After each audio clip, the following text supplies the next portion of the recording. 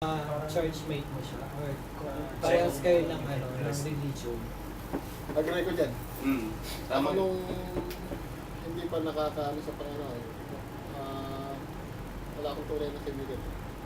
Ang kaibigan mo lang pagdating sa inuman, sa barkada, sa bulog, sa kalokohan, doon lang.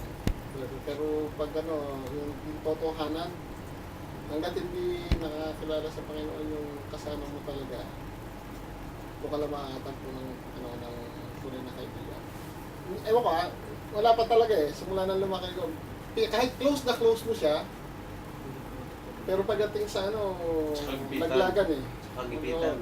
Although sabi nga sa Bible, a man of many companions may come to ruin, but there is a friend who is still closer than a brother. Maliban na kung ang kaibigan mong ito, araw kayo ng mananampalataya, o kaya, pero minsan kahit kaibigan mo talagang aanihin ka rin aahasin ka rin Kung talagang parang kayo mananampalataya, doon lang papasok. Magkakaroon ka ng tuloy na kaibigan.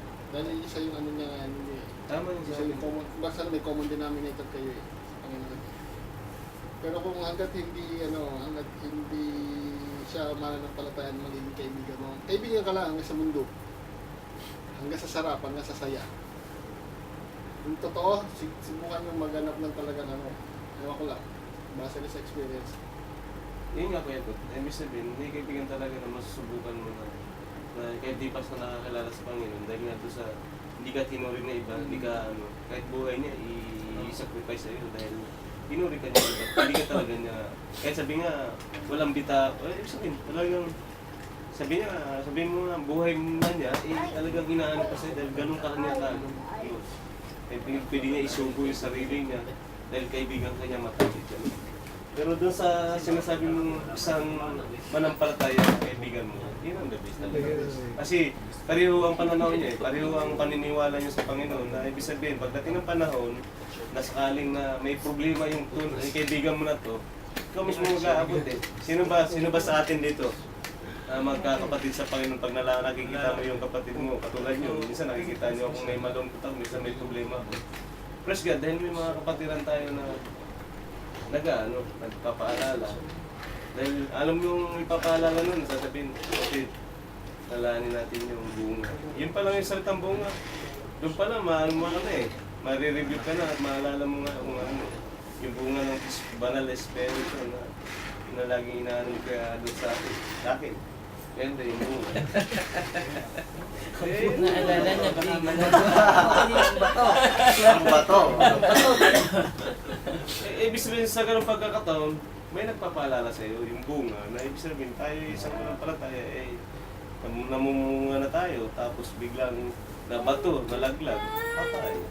So, talaga ng bunga.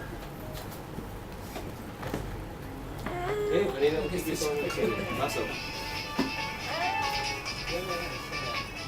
May sinira ako sa kanya, naalala ko yung kaibigan ko.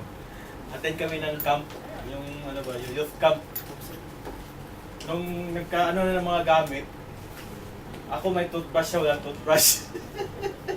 Sabi niya, Yos, pero ng toothbrush mo. Di siya, may magkaibigan kayo. Sige, share yung toothbrush. Buti toothbrush lang yung bread. Ay, wag na yan. Ay, Yung bread nga sige na, sa'yo na. hindi nga, siyempre, hindi naman tinitingnan. Kasi trust mo, kaibigan mo. Pero ako siguro masabi ko yung pinaka ko na kaibigan yung bunso kong kapatid. Kaibigan ka pa dyan, talikod ka pa. Yun talaga yung masabi ko na yung pinaka true best friend. Yung pinaka ko na. Birthday to you. Happy birthday to you. Happy birthday, happy birthday. Happy birthday to you. Happy, happy, happy birthday. Happy, happy, happy birthday. Happy, happy, happy birthday. Sa pag-ibig namin.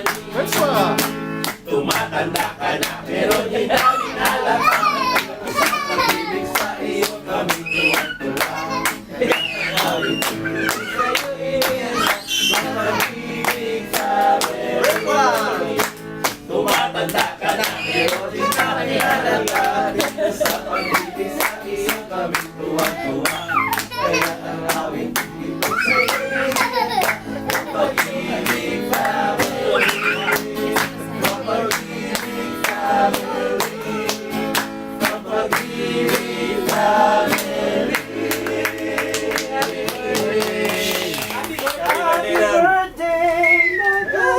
Birthday talaga.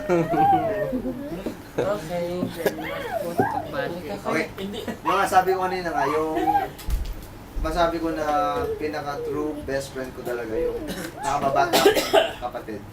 Yung bunso kong kapatid, si Alvin. Na, kasi talaga yung dikit kami talaga. Kasi yung hanggang ngayon may sariling pamilya kami pero kami dalawa talaga walang iwanan. Talaga. Ano mang problema niya, may problema siya, may problema ako. Kaya nung umuwi ako talagang unang bakasyon, yung last na bakasyon kong to, talagang tinulak talaga niya sa driver, sa kasama ng driver na, huwag tayong babiyahe. Sabi, bakit tayo? Darating yung kuya ko, parang, huwag na tayong magbiyahe. Sabi niya talagang, iniwan niya talaga yung sakyan, yung bus na niya. Sa kanila kasi di pwedeng iwan yung bus eh, kasi pag iniwan mo yung bus, asahan mo, 2 weeks, 3 weeks, hindi ka babiyahe. Pero siya ginawa niya, kinausap niya talaga dalawa sila para silang hindi mabiyahe. Walang dahilan para hindi siya makabiyahe ulit. So yung kaibigan mo, yung kapatid mo? Yung talaga masabi kong best friend talagang makita ko talaga. Yung makita ko talaga na sa kanya talaga. Kapatid mo yun eh. Hindi, meron Meron kapatid. din. May dalawang Kapatid. kapatid na panganay sa akin, pero hindi ko makita yung closeness namin ganun. Meron din akong kapatid sa labas. Although malapit sila sa akin, pero yung lapit ng pagiging magkapatid namin ang gusto kong kapatid na si Alvin nga. Iba.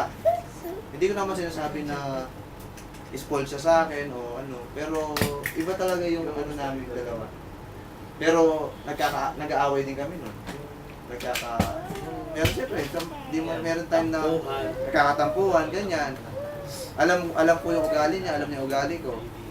Alam niya kung kailan na ayaw ko, alam niya kailan kung anong ayaw ko.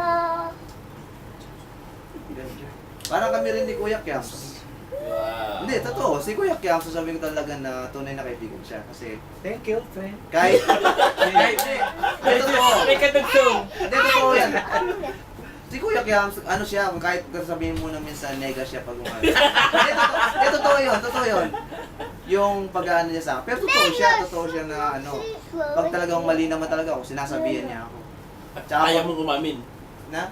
na mali ka. Hindi, alam naman, nag-uusap kami yan. Okay. Di mo naman nakikita, kami ni Kuya Kiams, may mga usapan kami na, halimbawa, alam niya na galit ako. Minsan may message niya ako sa inbox, ganyan. Sorry siya. Maiiyak na rin, ha? Hindi ako uyak, no? Hindi, sinabi ko yan talaga. Hindi lang yung batang to. So jelly. I like it. No. Yung kapatid ko talaga yun, yung talaga maganda sa sabi ko. Ikaw, Kuya Rocha. May natagpuan ka na bang kaibigan? Tunay na kaibigan na may tutulong? Si Ate Jane. Kanyang ina. Ate talaga, Ate Jay na ano na. Oo, nakatsa Nakita mo sa na? nakatsa sa akin. Nakita mo na. Ginawa ko na kaya ng picture niya. Oo. Nasa munting Kuha kami. Hindi kami nagtatagal ng ano. Wow. Oh, promise. At saka yung isang bagay na talagang pagka nangyari, Meron ako isang best friend, yun talaga best friend ko. Yun, may pera, may wala, hindi kami nakikita, hindi kami nag-ano. Pero yung nandun pa rin yung puso namin sa isa't isa. Yung bang pag may problema, malayo man, tawagan man, ganun, nandun. Yung number 1 best friend ko sa buhay ko, nanay ko. Aside dun sa isang best friend ko talaga, bali dalawa sila. Yung friend, marami akong friend. Kaya lang, yung friend kasi, sa totoo lang ho, huwag tayong masasaktan, huwag tayong Sige. pagkaharap, kaibigan. Ang masaklap nung pag nagkahiwalay, pagtalikod, wala na.